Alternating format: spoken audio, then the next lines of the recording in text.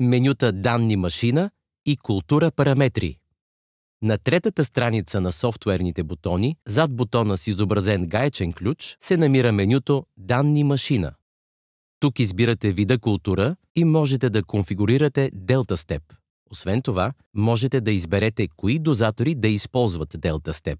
Delta Step се отнася до процентната промяна в нормата на сеитба, например намаляване или увеличаване на зададената стойност за количеството на полагане, чрез натискане на клавиша за процент, плюс или минус. С Delta Step може също да се промени натиска на сеещата секция, което се настройва тук. Софтуерният бутон с изобразен зърнен клас се използва за достъп до менюто Култура параметри. Този изглед могат да се настроят различни параметри за точността на полагане на даден вид култура. Фабричните настройки се използват по подразбиране. Те могат да се настроят индивидуално, чрез натискане на червените числа. Броят на семената за едно завъртане на дозиращия диск обикновено се определя в зависимост от вида на културата. Зърна на хектар минимум и максимум показват долната и горната допустима граница за отклонение от зададената норма на сеитба в проценти. ВК-макс е максимално допустимият вариационен коефициент, т.е.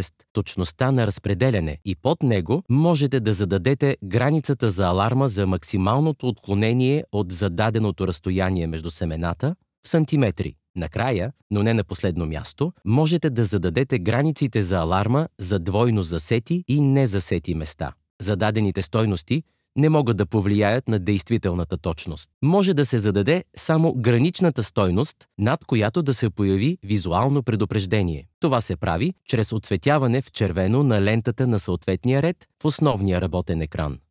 Тази стрелка ви отвежда една страница напред. Тук все още можете да зададете процентната стойност за промяната между жълт и зелен цвят.